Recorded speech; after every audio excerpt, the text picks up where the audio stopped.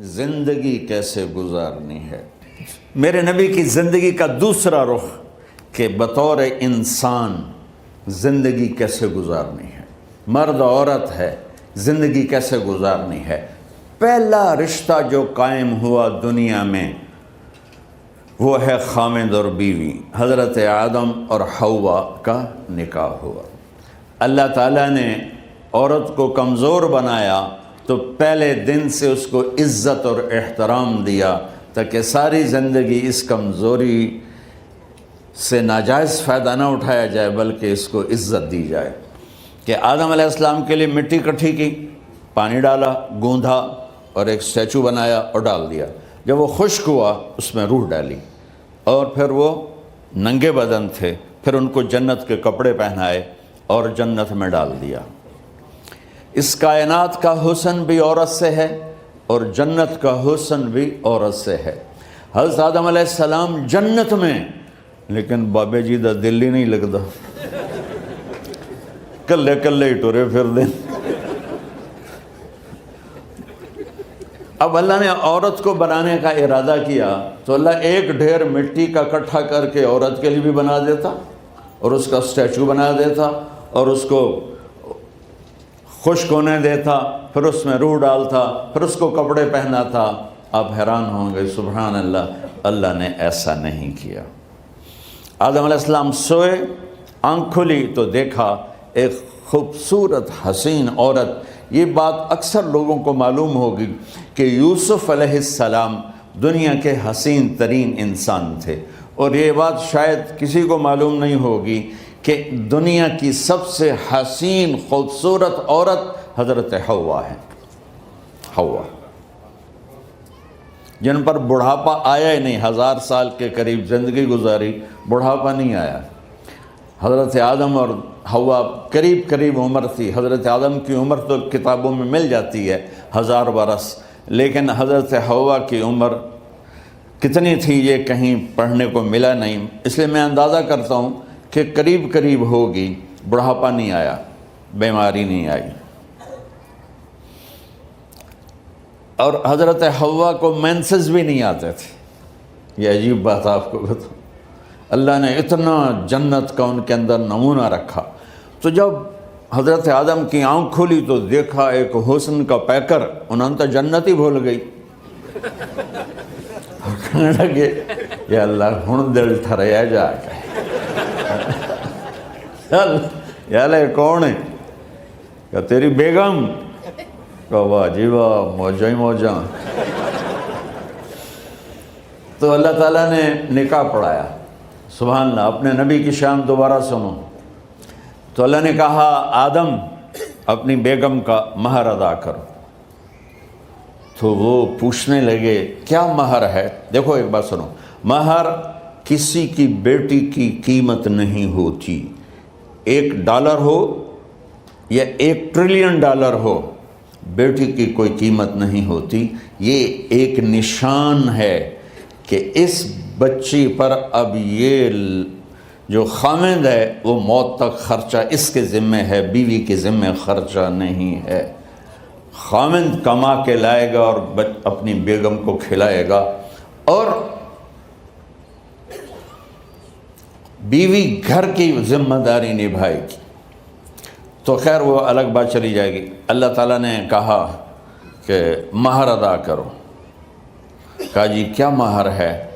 تو میرے اللہ نے کہا تیری نسل میں میرا آخری نبی آئے گا، اس پہ ایک دفعہ درود پڑھ دے، یہ مہر ہے۔ اچھا، شروع دن سے ہے کہ میں نے قبول کیا۔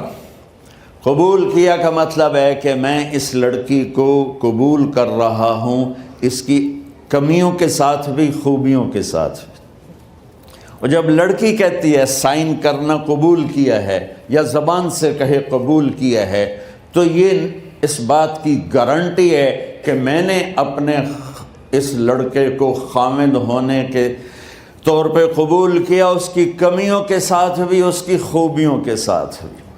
اور جو ہی شادی ہو کر ڈولی سسرال کے گھر جاتی ہے تو ٹیسٹ شروع ہو جاتا ہے، کی کر دیے، باندھی کے میں، اٹھیں دی کے میں، بول دی کے میں۔ اور اس میں بہت زیادہ نیگیٹو کردار ہے سسرال کا. کئی لڑکیوں کا چونکہ ہم نے اپنے نبی کی زندگی نہیں قبول کیا. یہ واجب ہے کہنا قبول کیا کہ جس میں پیغام ہے کہ اب میں اس کی میں کوئی کمی ہے وہ بھی قبول کروں گی, کوئی خوبی ہے تو سر ماتھے پر. اور لڑکا کہتا ہے کہ میں اسے قبول کرتا ہوں, اس کی خوبیوں کے ساتھ بھی کمیوں کے ساتھ بھی. یہ بات یاد رکھنا, پرفیکشن کبھی تلاش نہ کرنا, پرفیکشن کبھی تلاش نہ کرنا. اللہ نے 100 نمبر نہیں مانگے, 51, ایک نمبر اوپر ہو گیا. گناہ تمہارے 50 ہیں اور نیکی تمہاری 51 ہے, تو اس ایک پر ہم تمہیں جنت میں ڈال دیں. اب کوئی خامند اپنی بیوی میں پرفیکشن دیکھنا چاہے, بیوی اپنے خامند میں پرفیکشن دیکھنا چاہے, ساس سسر اپنی بہو میں, ساس سسر اپنے داماد میں, بھائی اپنے بھائی میں, ماں باپ اپنی اولاد میں, اولاد اپنے ماں باپ میں, جہاں یہ نظر ہوگی تو وہاں لڑائی ہوگی. کمیوں کے ساتھ قبول کرو. قبول کا لفظ اتنا واجب ہے تو ڈر تو پھر بہ گئی تھی نا.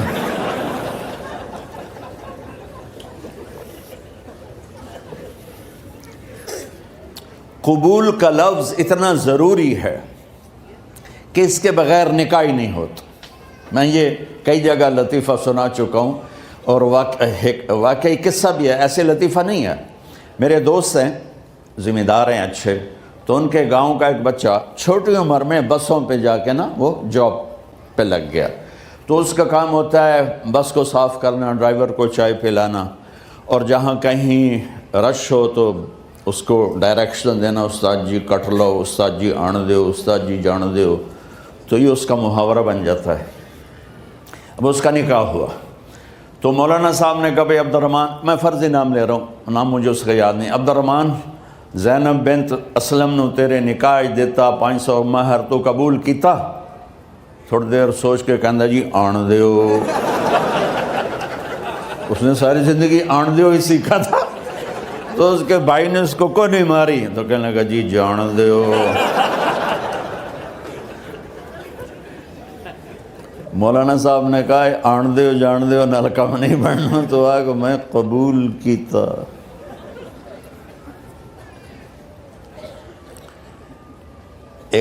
یہ بھی صحیح واقعہ سنا رہا ہوں. ایک نوجوان نے بیوی کو 3 طلاق دے دی کٹھی. اب ہو گیا پریشان, مولانا صاحب کے پاس گیا, کوئی میرے جیسا ہوگا. مولانا صاحب 3 طلاق دے بیٹھا, کوئی مسئلہ کا حرام. کہا جی کوئی رستہ حرام, کوئی گنجائش حرام.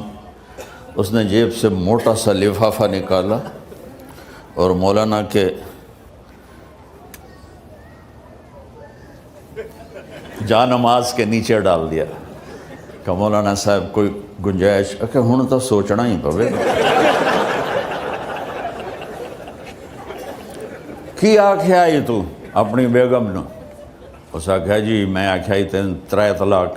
اس آکھیا مبارک ہوئے طلاق نہیں ہوئی. میں آکھیا جی او کیویں؟ آکھے او جڑا یہ طلاق ہے عربی دا لفظ, اس سے چاکھنا پمدا ہے طلاق.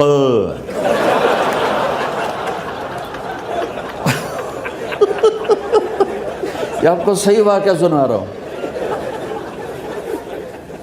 تو تم نے تو چھوٹے کاف کے ساتھ کہا ہے طلاق. او کاف تا کتے آلا ہے. موجاں کر, ایک لفافہ ہو راوے تو چاہے ساری زندگی دا حلال کر دے. لفظ قبول اتنا ضروری ہے. تو میرے نبی نے 11 شادیاں کی, اللہ کی قسم شوق کی نہیں تھی. ما تزوجت وما زوجت الا بوحی من السماء نزل به جبریل. کہ لوگوں سن لو میری بات غور سے, مجھے عورت کی کوئی رغبت نہیں ہے. میں نے جہاں شادی کی, جہاں بیٹی کی شادی کی, پہلے اللہ نے آسمان سے جبریل بھیج کے حکم دیا, پھر میں نے قدم اٹھایا. تو پہلا رشتہ خاوند اور بیوی ہے جو اس کائنات میں جڑتا ہے. یہ دنیا کا سارے رشتوں میں نمبر 1 رشتہ ہے، سب سے خوبصورت رشتہ ہے، سب سے اہم رشتہ ہے، سب سے بڑا رشتہ ہے۔ والدین کے لیے چند آیات ہیں، اولاد کے لیے چند آیات ہیں، بہن بھائیوں کے لیے چند آیات ہیں، خاوند اور بیوی کے لیے سینکڑوں آیات ہیں، سینکڑوں۔ تو اگر آپ اپنے گھروں میں کامیابی دیکھنا چاہتے ہو، اپنے گھر کو ہاؤس کی بجائے ہوم دیکھنا چاہتے ہو، خوشی کا اگر آپ اسے گہوارہ بنانا چاہتے ہو، اللہ کی قسم ڈگریوں سے نہیں ہوگا، محبت سے ہوگا۔ میرے نبی سے پوچھا گیا یا رسول اللہ اسلام کا سب سے مضبوط عمل، نہیں، میرے نبی نے سوال کیا، بولو بھائی اسلام کا سب سے مضبوط عمل کیا ہے؟ صحابہ نے کہا نماز۔ نہیں، سبحان اللہ، ابھی میں نماز کی کتنی اہمیت بتا چکا ہوں۔ انہوں نے عرض کیا جہاد، آپ نے فرمایا نہیں۔ تو صحابہ نے عرض کیا روزہ، آپ نے فرمایا نہیں۔ اللہ اکبر۔ کہ یا رسول اللہ حج، آپ نے فرمایا نہیں۔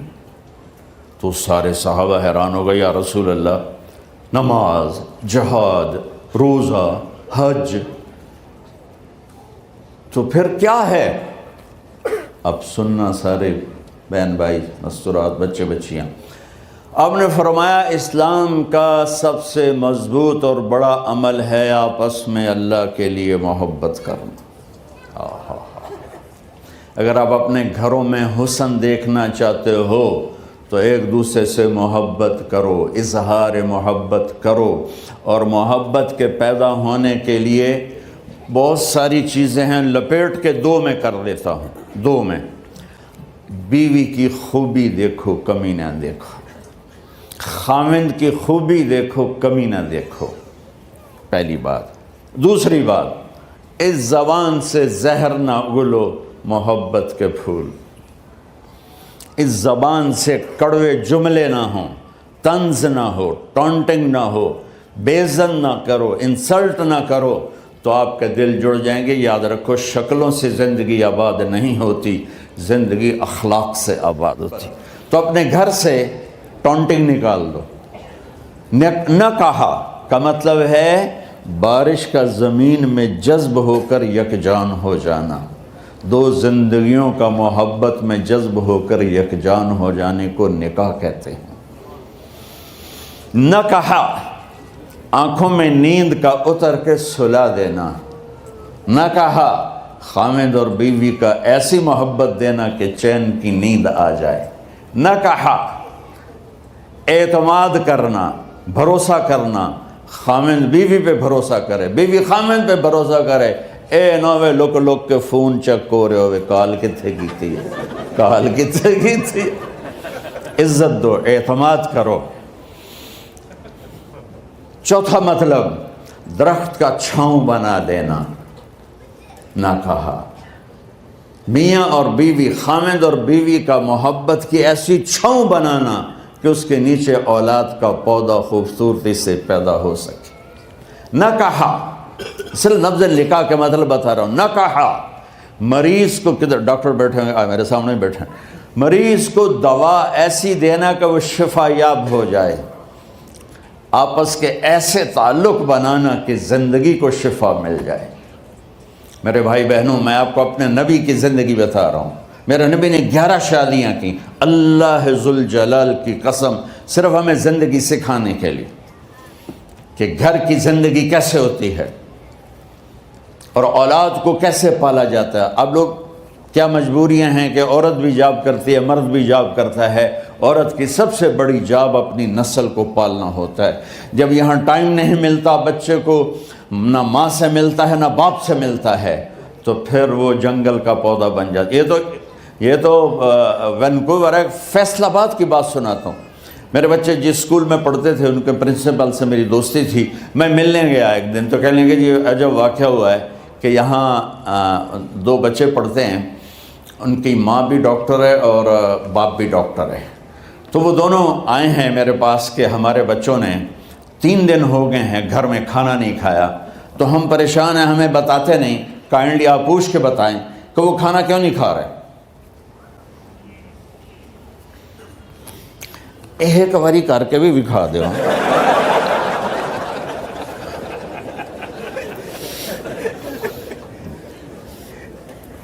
ہمارا دین اتنا خشک نہیں، ہمارے مولوی صاحبان نے زیادہ خشک بنا دیا. تو انہوں نے دونوں بچوں کو بلایا. سننا، سارے فیملیز بیٹھے ہو جہاں میں فیملی کی زندگی کو فوکس کر کے نبی سے جوڑ کے بتا رہا ہوں، طارق جمیل کے تجربے نہیں بتا رہا. دونوں بچوں کو بلایا. بیٹا آپ کھانے کو نہیں کھا رہے؟ کہا جی ہم اپنے ممی اور بابا کے سامنے نہیں بتائیں گے. تو انہوں نے دونوں کو باہر بٹھا دیا. پھر پوچھا اب بتاؤ کیا مسئلہ ہے؟ ان کا سر ہم صبح جب ناشتہ کرتے ہیں تو ہمارے ممی ڈیڈی سو رہے ہوتے ہیں، ہماری ان سے ملاقات نہیں ہوتی. جب ہم اسکول سے واپس آتے ہیں تو ممی ڈیڈی اپنے میڈیکل کالج میں ہوتے ہیں، ہاسپٹل میں ہوتے ہیں، تو ہمیں ان کو دیکھنے کا موقع نہیں ملتا. شام کو جب ہم کھانا کھاتے ہیں تو یہ دونوں اپنے پرائیویٹ کلینک میں ہوتے ہیں، تو ہم ان کو دیکھ نہیں پاتے. پورا ہفتہ گزر جاتا ہے، ہمیں ماں باپ کی شکل نظر نہیں آتی. تو ہم نے سٹرائک کی ہے کہ ایسے ماں باپ کی روٹی کیا کھانی جو اپنی شکل بھی نہ دکھا سکیں. تو اس لیے ہم نے کہا ہم نے بائیکاٹ کیا ہے، گھر میں نہیں کھانا ہے. تو ایسی لائف مت بناؤ. یہاں ایک بہت بڑا چکر شیطان دیتا ہے، بڑی گاڑی لے لو، $100 کی قسط تو ہے، اور بڑا گھر لے لو، $200 یا $100 کی قسط تو ہے.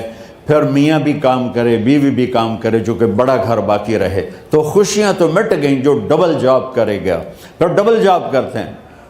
ڈبل جاب کرنے والا بیچارہ تھکا ہوا ذہن لے کے آتا ہے، وہ کیسے ٹائم دے گا اپنے بچوں کو خوشی کے ساتھ؟ جو ماں جاب کر کے آئے گی پھر کھانا پکائے گی، وہ جب اتنی تھک جائے گی تو اپنے بچوں کو کھلا ٹائم کیسے دے سکے گی؟ پوری کائنات کی ذمہ داری تھی میرے نبی کے سر پر، اور آپ اس کے باوجود روزانہ حسن حسین کے لیے وقت نکالتے تھے. اور انہوں کو آ کر کوئی لیکچر نہیں. دیکھو ماں باپ سے ایک بات کرتا ہوں، لیکچر تھوڑا دو، محبت زیادہ کرو. یہ نہ کرو، یہ کیوں کیا، یہ کرو، یہ کرو، یہ چھوڑ کر صرف سینے سے لگاؤ، صرف محبت دو. کمیوں سمیت بچوں کو قبول کرو، ان کی زندگی تبدیل ہو جائے گی. اتنے بڑے نبی، اتنی بڑی ذمہ داری، اور اتنا درد سینے میں کہ آپ کے سینے سے ایسے ابلنے کی آواز آتی تھی جیسے ہانڈی ابلتی ہے. اس کے باوجود آپ روزانہ کہتے این اللقا، میرے شرارتی بچے کدھر ہیں؟ تو وہ بھاگے بھاگے آتے. دیکھو میں فزیکل کر کے بتاؤں گا تاکہ آپ کو پتہ چلے زندگی کیسے گزاری. کہ میرے شرارتی بچے کدھر ہیں؟ 7 بر اعظم کی ذمہ داری ہے. اور تھوڑی چھوٹیاں جابن تو تسی کہتے ہو بزی بڑے ہیں، بزی بڑے ہیں. میرے نبی پہ 7 بر اعظم کے انسانوں کی ذمہ داری ہے، اور آخری آنے والے انسان تک کی ذمہ داری ہے. اس سے بڑی جاب کس کی ہوگی کائنات میں؟ اور پھر آپ روزانہ آتے ہیں این اللقا، میرے شرارتی بچے کدھر ہیں؟ تو حسن حسین بھاگے بھاگے آتے. آپ ان کے لیے یوں ہو جاتے تھے، آؤ بھائی میری کمر پہ چڑھ جاؤ. اپنے نبی کی عظمت کو جانو کہ انہوں نے زندگی کیسے سکھائی. چاند کے 2 ٹکڑے کر دینا کوئی معمولی بات ہے، آسمان چیر کے چلے جانا معمولی بات ہے، ایک زندگی سکھا کے جانا سب سے بڑی بات ہے. کتنی اولادیں برباد ہو گئی ماں باپ کی وجہ سے، کتنے گھر اجڑ گئے ساس سسر کی وجہ سے، کتنے گھر اجڑ گئے لڑکی کے بدتمیز ہونے کی وجہ سے، کتنے گھر اجڑ گئے لڑکے کے شرابی اور باہر کی گندگی کی وجہ سے. زندگی سیکھو. یہ اتنے بڑے نبی ہو کر آپ یوں ہو رہے ہیں جیسے میں نے آپ کو کر کے دکھایا. دونوں کو اوپر بٹھا لیتے اور کمرے میں چکر لگاتے تھے، پھر یوں کر کے پوچھتے تمہارا اونٹ کیسا ہے؟ سوال.